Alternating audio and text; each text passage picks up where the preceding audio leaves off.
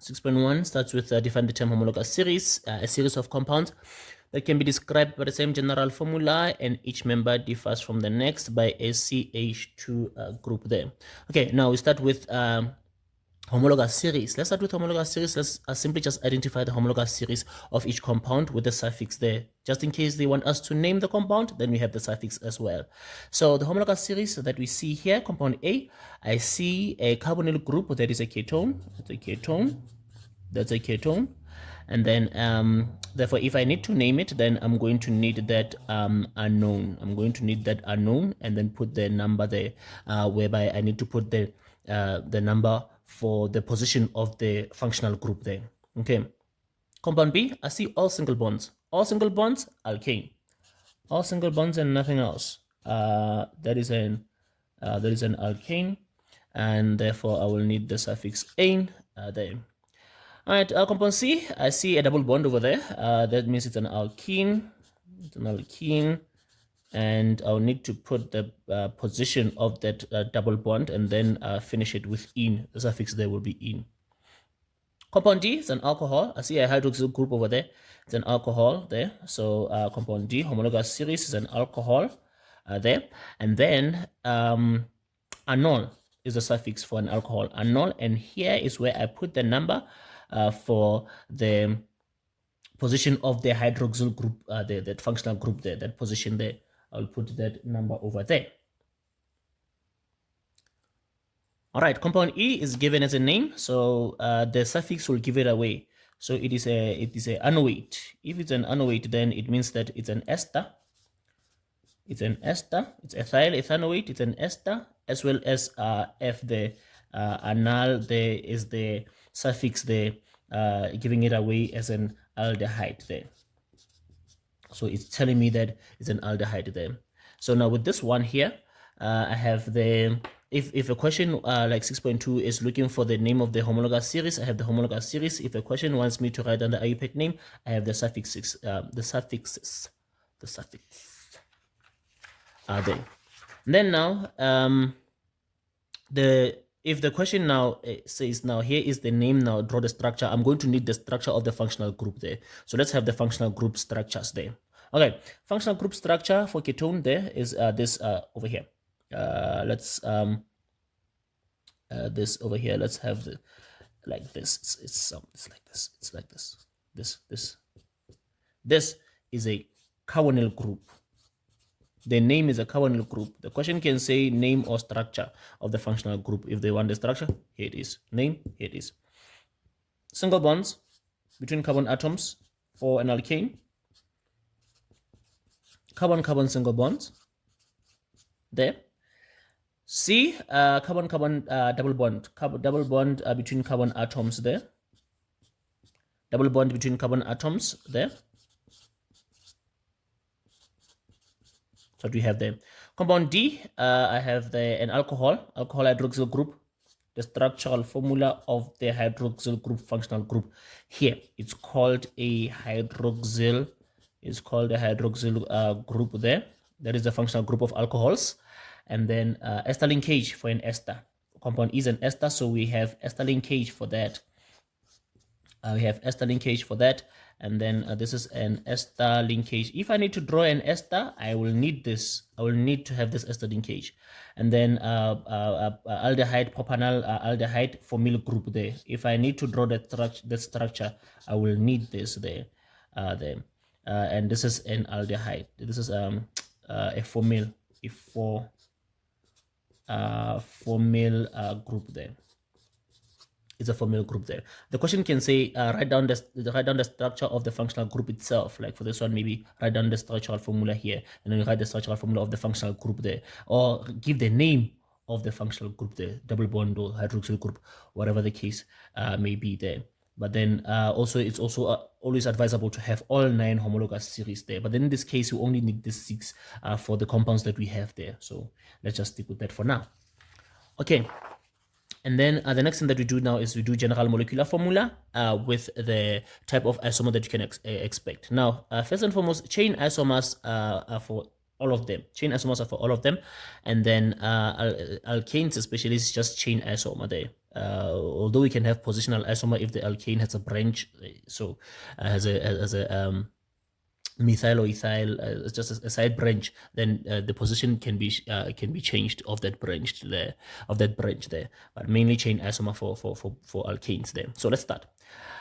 With the compound A, it's a ketone. We have CN, or you can just say, okay, start like this. You can say CnH2n, CnH2n, CnH2n, CnH2n, CnH2n, and then CnH2n, and then you say now for ketone, it's CnH2nO. Now also aldehyde, they're the same. So if you see that, put that there already there. And then it's O and O, CnH2nO for ketone and aldehyde. Why is that? This is because a ketone is a functional isomer.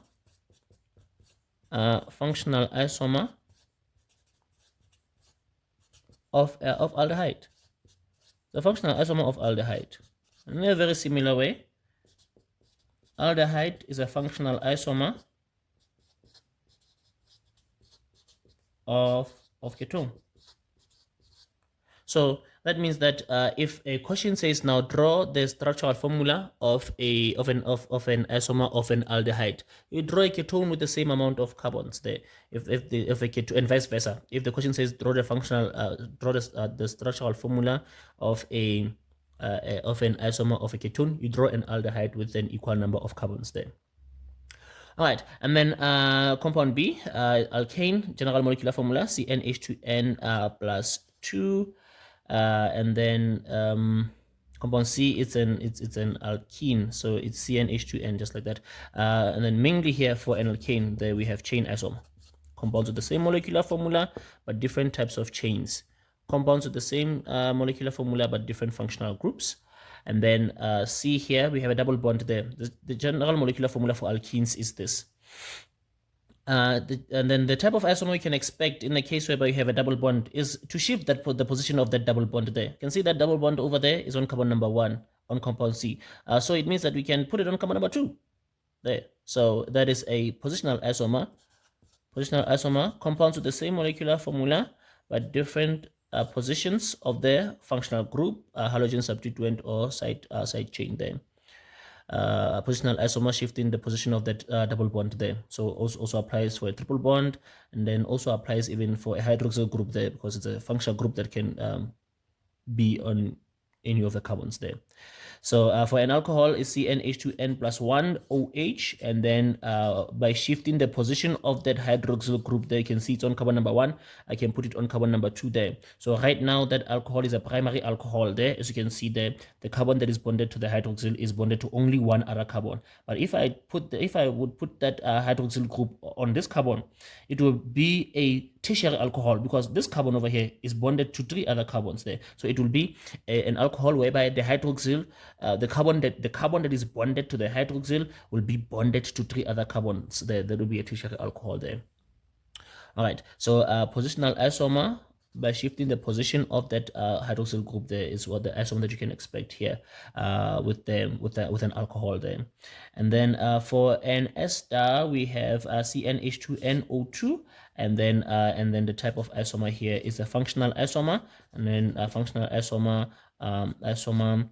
of which homologous series of carboxylic acid there. So when it's time to draw an isomer of an ester, we draw a carboxylic acid with an equal number of carbons there. We count how many carbons do we have on this ester. Let's draw the carboxylic acid that has the same amount of carbons, and then that's what we have there. So okay, and then now let's see if we can have anything further here. We can also have that here, because we have an alkane here. We have an alkane and alkene here, so we can put here that this is a hydrocarbon. If a compound is looking for a hydrocarbon, if the question is looking for a hydrocarbon, alkane, alkene, alkynes are hydrocarbons there. We can put that an alkene and alkenes are hydrocarbons. but then alkane will be a saturated hydrocarbon. It's a saturated hydrocarbon, whereas an alkene is an unsaturated hydrocarbon there. So alkene and alkynes, because they have multiple bonds, double bond and triple bonds, they will be unsaturated there. Saturated hydrocarbon alkanes because it has only single bonds between carbon atoms. Unsaturated hydrocarbon alkene because it has a double bond. Now, the same thing could be said for an alkyne because it has a triple bond between carbon atoms there. It will be unsaturated there. So further than that there. So hydrocarbons B and C, saturated hydrocarbon B, and then C, unsaturated hydrocarbon. And then we have an alcohol also on compound D. And then what we do with an alcohol, we say that, okay, now it's a primary alcohol. It's a primary alcohol because the carbon that is bonded to the hydroxyl group is bonded to one other carbon there. It's a primary alcohol. That's the other thing that we can, those are some of the things that we can also mention there. Okay, and then now let's go to IUPAC now. Let's go to IUPAC. Now, compound A. Compound A.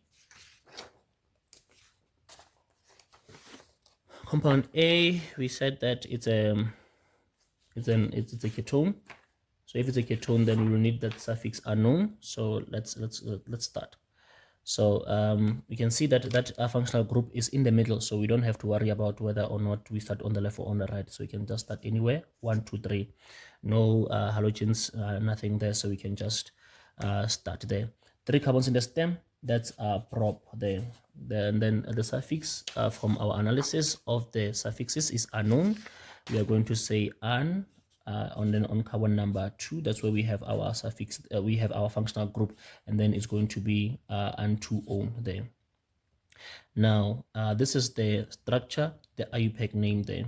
Now once we have the IUPAC name, then we say now let's think about the isomer there. The isomer will be an aldehyde. Now let's draw an aldehyde with 3 carbons. How many carbons? 3 carbons. 1, 2, 3. How does it become an aldehyde? We need that formyl group there. We shift this thing to be at a carbon that is at the end. It could be here or here, and then it will be a hydrogen over there. This is a formyl group now. It's now an aldehyde.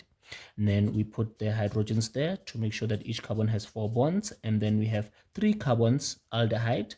Remember now, if it's an aldehyde, then it means that the suffix now it will be anal there. 3 carbons still, so it's going to be propanal there. So now the structure, the IUPAC name of the structure of the isomer, the IUPAC name of the isomer there. Okay. And what type of isomer here? Functional isomer. Also, we should mention there. This one is simply an alkane with 4 carbons. So the suffix here is simply just ane, 4 carbons. The stem is but. This is just simply butane there. This is butane. So it's butane. And now the isomer. How do we do isomer for this? How do we do isomer for a straight chain alkane? We make it into a branched alkane there. So this part over here, there. So 3 carbons now are going to be left there. 1, 2, 3, and then the last one is going to be a branch there. This one comes up here, and then it becomes a branch like that there, like that there. And then now put together, make sure that we have the carbons having 4 bonds, and then this has the same molecular formula as this. You can check 4 carbons, 10 hydrogens there for both of them. And we don't also, in this case, we don't have to worry about whether or not we should start or whether we should start counting from the left or from the right there. It's in the middle of the branch, so it's 1, 2, 3. 3 carbons in the stem. That's prop, is still an alkane. Suffix is ane, and then on carbon number 2, that's where we have that methyl branch there. So it's 2-methyl propane there. So again, the structure, we give the IUPAC name, and then with the structure we draw the isomer, give the isomer its IUPAC name as well there. Okay, all right, and then now it's to the next one. Oh, by the way, this one is a chain isomer. I think we should put that start with this one. This one is a functional isomer between ketone and aldehyde, and then this one is a chain isomer there. And this one, a question on physical properties can be, how does butane and its isomer compare in terms of boiling point? How does the boiling point of the isomer of butane compare to that of butane? Now, isomer of butane has a lower boiling point than butane. It has a lower boiling point. The isomer of butane has a lower boiling point than butane. That's because the isomer of butane has a branch. If it has a branch, it will have weaker intermolecular forces that will need less energy to overcome. If less energy is needed to overcome intermolecular forces, then we have a lower boiling point, lower melting point, lower viscosity, but vapor pressure will go the opposite way there. It will have the higher vapor pressure there between the two there. So this question sometimes just fits in with the branching factor, that independent variable when the branching is the factor in physical properties. This isomerism chain isomer fits in there as well there. Chain isomer of butane. And then now the next one is this one. This one over here. So you see there we have a 4 carbons in the stem. It's an alkene. The double bond is more on the right. It's on the right. So if you say this is 1, 2, 3, 4, it's on the right there. It's on carbon number 1 on the right there. It's not on the left there. It's far from the left there. So what we have there actually is we have 4 carbons in the stem is boot. I need to bring in the suffix. I need to bring in the suffix. The suffix for an alkene is in. So these things, we have them with you at the time. Say, okay, now it's in, and the carbon, and then the carbon where the double bond is a carbon number 1. So it's boot 1, and then the suffix is in there. It's in there. So there. So and then now I think, and now we must think about now how can we make an isomer out of this there. The double bond is on carbon number 1 right now. If we shift it to this carbon over here, it will be on carbon number 2 there. And then and there's no 3 here, because if you shift it further, then that's also 1 there, if you come from that side. Now, how many carbons in the stem? 4. 1, 2, 3, 4 carbons in the stem. We just now put in the double bond here. And if we put a double bond here, now the double bond will be on carbon number 2 there. We can come from either side here. It doesn't matter. This double bond is in the middle there. And then now let's put in the hydrogens there. This is the structure of the isomer. Be careful when you put the hydrogens where you have a double bond or triple bond there, so as to not overload those carbons there. They must have only 4 bonds there. So we have that. This is the structure there. And what is the structure there? 4 carbons in the stem. Still, that's boot. Still an alkene in. But then now the double bond is on carbon number 2, so it's boot 2 in. So even by the IUPAC names, boot 1 in, boot 2 in, they both have 4 carbons. They both have 4 carbons in the stem. They are both alkenes. The difference is the position of that double bond. This one is on carbon number 1. This one is on carbon number 2. So even if they were written in IUPAC name, you could tell by their names that they are positional isomers there. So these are positional isomers. Remember the structure, give it IUPAC. Draw the isomer of that structure, give it IUPAC as well there. All right, and then now the next one. The next one is this one over here. And then what is this now? The hydroxyl group is on the right hand side, on the far right, so it will be just carbon number 1 there, because the hydroxyl group takes higher priority there. So now for IUPAC name, we have prop for the stem, for 3 carbons in the stem, and then we need that again. We bring in that suffix there is anol. It's anol is going to be an on carbon number 1. That's where we have a hydroxyl group, so it's propan 1 all, and then on carbon number 2, that's where we have that methyl branch there. Let's bring this together like that there, and then we have 2 methyl propan 1 all there. Fine. And then we have 2 possibilities for isomer there. We can have a chain isomer, but everywhere there. We can sort of unbranch this to make this to be a butan 1 all there, so that this carbon becomes part of the longer chain there. So we have butan 1 all there, but then we're more interested in the positional isomer of the hydroxyl group there of an alcohol there, whereby now we have still 3 carbons in the stem there, 3 carbons in the stem, and then now we put the hydroxyl group on this carbon over here, and then we still have that methyl branch there. We still have that methyl branch over there, and then let's put those hydrogens there. We still have that methyl branch over there, and then now what is our compound now? What is our compound now? Our compound, the name will be, okay, no need to worry about, because we have both of these things in directly in the middle. So they are both on carbon, they're on carbon number 2, regardless whether you come from the right or from the left. So let's just number here. So now we have on carbon number 2, we have a methyl branch, and then we have 3 carbons in the stem now. Yeah, we still have 3 carbons in the stem, so that's prop. The suffix is still anol because it's still an alcohol, so it's an. But then now the position of the hydroxyl group is on carbon number 2, so it's propan 2 all there.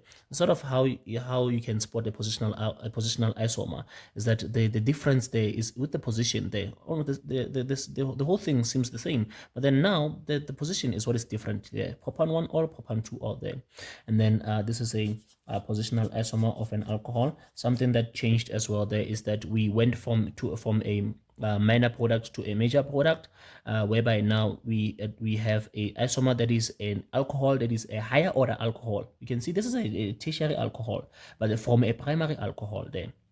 So it's a higher order alcohol. It's a major product of a hydration addition there. The further if you put that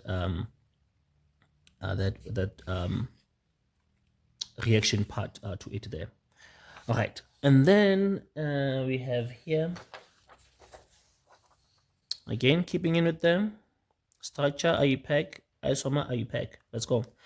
Now for this one here, we have the name. So with the name, we need the structure of the functional group there. It's an ester. If it's an ester, then we need the ester linkage. So first things first, ester linkage. Let's put that ester linkage over there. Ester linkage there. Ester linkage. You must have that ester linkage there. And then you can face that way or face that way. It does not matter. Only if we keep track of, this is the alcohol side, this is the acid side. This part is the alcohol side, this part is the acid side. It can be on the left or on the right there. All right. Now, how many carbons on the alcohol side? Ethyl. The alcohol side is the first part of the name. Ethyl. F1, 2. Ethanoate. Acid side. Ethanoate. F1, 2 as well. 2 carbons on the alcohol side, 2 carbons on the acid side. That's what the name is saying there. So now it's not on the left or on the right, no, on the acid side, on the alcohol side there. So let me do this. Let me say let me say that we drew the ester linkage to face this way. Let's do that. Let's say the ester linkage was facing this way there. That means that the alcohol side is on this side. It means that if I add the 2 carbons, it's going to be 1, then I go that way and I say 2. So the left hand side, right hand side thing does not matter. It's about where is the alcohol side and where is the acid side when you do this, when you cut this ester linkage in like that there. Nicely lightly there, so it does not matter. So also now that side is on my right hand side there. That side is on my right hand side there, and then what I do there is I put in hydrogens for my carbons there after that. So this is ethyl ethanoate. It's ethyl ethanoate. It's a carbon. It's an ester whereby ethyl, there are 2 carbons on the alcohol side. So on this compound, the alcohol side, I put it on the right hand side. On this compound, the alcohol side, I put it on the left hand side, but it's still this is still that there. And then ethanoate, 2 carbons there, 2 carbons on the acid side there. Just that on this one, that acid side is on the left hand side. For this one, that acid side is on the right hand side there. So one should not get confused by this left and right thing. It's not about left and right, it's about acid side, alcohol side there. Okay, so these 2 are the same things there.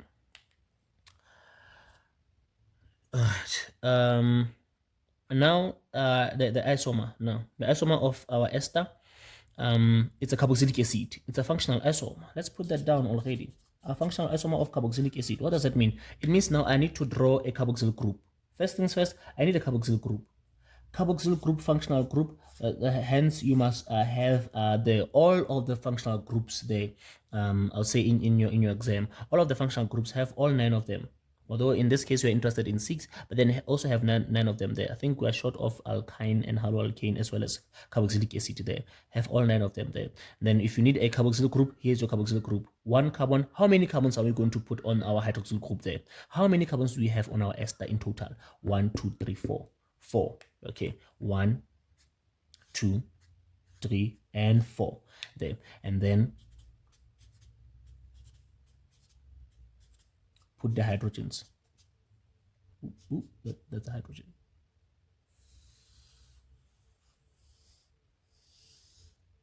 Here is our carboxylic acid. So the suffix for that for carboxylic acid is anoic acid.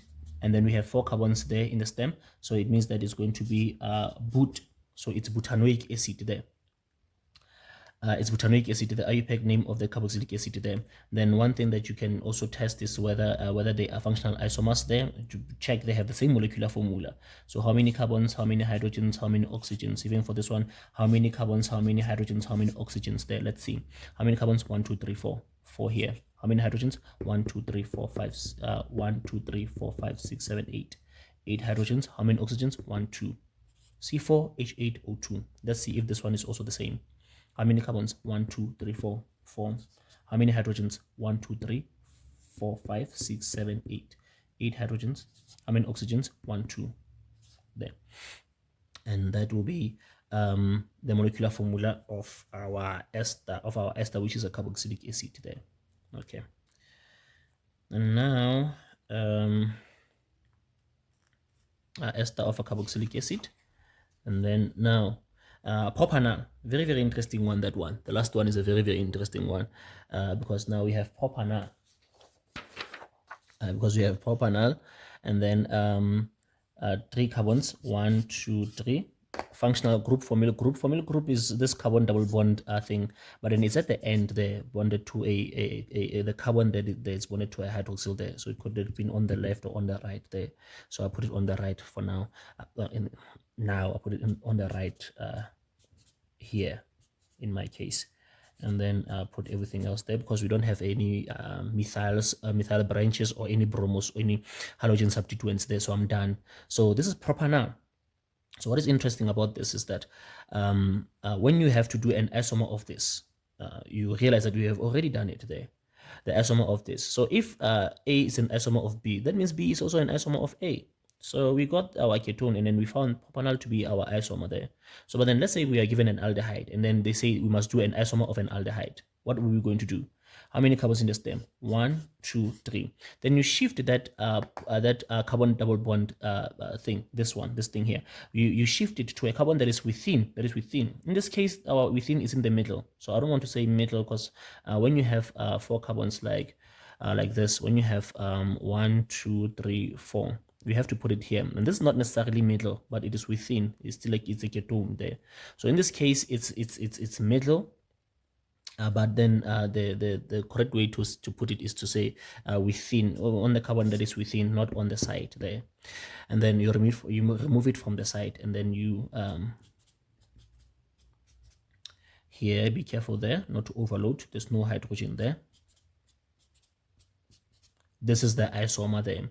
3 carbons in the stem. 3 carbons in the stem. That's prop. Now the isomer, functional isomer, be very, very careful. When you do functional isomer, you could be using the suffix of the previous compound. So you just focus on this and then do IUPAC. Just let go of that one, focus on this, do IUPAC. This is a ketone. That means the suffix will be an, but then on carbon number, let's see there, it's in the middle. So we can just do 1, 2, 3 on carbon number 2, and then it will end with own there. And then the nice thing about this, what you realize immediately is that this is already on the table. This is compound A. There's the isomer is compound A already. So A and F is a pair of functional isomers already that we have already identified there. So as you do the isomers, what will happen is that you will identify a pair there. When you try to do this isomer, say, oh, the isomer is already there on the table there. So to a question that says identify a pair of isomers, then you have A and F already there. All right, now let's answer the questions now.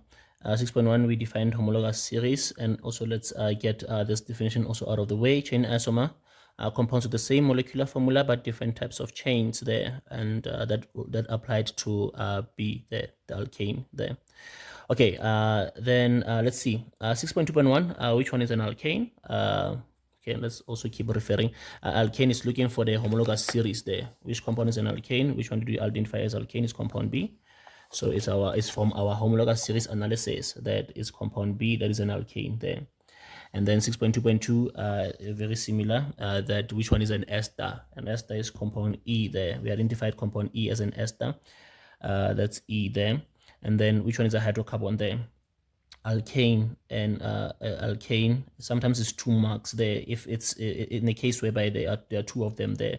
So it's either A or C, because I mean B or C, because in this case it's only 1 mark there. So either B or C, both of them are hydrocarbons there. Remember, but if it says saturated, it's B, it's an alkane. Unsaturated, it's C, it's an alkene there. But then it just said hydrocarbon. So if it just says hydrocarbon, so it's either one of them there. Okay. Okay, the next question says there, identify which one is the alcohol. Now we're looking for the alcohol.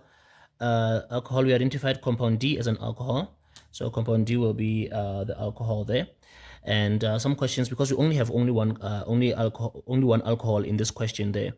Some questions will give us 2 alcohols, and then ask you to give the tertiary alcohol or the primary alcohol there, or secondary alcohol there. But we only have only 1 alcohol here, so we just have okay. All right, the next question is alcohol. Which one is an alcohol? So we go back to our homologous series analysis, and on our homologous series analysis, we identified compound D to be our alcohol there. Compound D is the alcohol. Some questions, we have 2 alcohols, and then they will say which one is a secondary or tertiary alcohol, but then in this one, we only have 1 alcohol here. So that's compound D. 6.2.5, propanol. An aldehyde there. An aldehyde, we identify the aldehyde to be propanol there with the suffix anal. So that's propanol. The aldehyde is propanol. There's compound F there. Compound F is our aldehyde there. Okay. All right. There. All right, 6.3.1 says now is still within this question there of homologous series. It says now name the homologous series to which compound A belongs. The homologous series to which compound A belongs. Now we differentiate this question with the question of give the name of the functional group there, because if it says now functional group, then we'll have to say carbonyl group there. So it's very, very important to just underline such note or highlight such such things, such as it's looking for the homologous series, it's looking for the general formula, it's looking for the molecular formula. So now it's looking for homologous series. So therefore, the homologous series it's a ketone there. The IUPAC name of compound C. So we go to IUPAC for compound C. Let's see. Where did we have compound C? Is that alkene of ours there? We said that it's an alkene, so the suffix will be in. And then we said that it has 4 carbons in the stem, so therefore the stem name is but, and that double bond is on carbon number 1, so we have put 1 in there for that one there. All right, and then the structural formula of compound E. And now let's look at compound E. It's our ester. And what did we say there? We said that the first thing that you need there is that ester linkage. You have that ester linkage there. You must have that ester linkage from the functional group analysis there. You must have firstly that ester linkage. This time I'm going to put it to the right there, like we did here. So and then it's too close to the right. So let's see that ester linkage. You must have that ester linkage there. Alcohol site alcohol side, acid side there. How many carbons in each? So ethyl tells me that the alcohol side must have 2 there. And then ethanoate, ethanoate says also the carboxylic acid side should also have 2, ethanoate there. So acid side must also have 2 there. So once I did that, now I put in the hydrogens to just make sure that each carbon has 4 bonds there. So now that we are done with that one, 6.4.2 says give the IUPAC name of the chain isomer of compound B. Now notice how this question does not want the IUPAC name of compound B. It does not want the structure of the isomer of compound B. Now it specifically wants the IUPAC name of the isomer and not the structure of the isomer. And we go to where we did the chain isomer of that butane. The chain isomer of that butane, this is the structure. This is the structure, but they want the IUPAC name. So you must do the IUPAC name as the structure. Hence now structure, IUPAC name, isomer, IUPAC name. So it's 2-methyl propane there. 2-methyl propane. And then, that's what we'll have there. And then 1 2 1 2 1 2 1 there, 5 and 7 is 12. And then with the 2 definitions there, chain isomer, compounds with the same molecular formula but different types of chains there, their definition there, and it gives us a 16 for this one. Okay.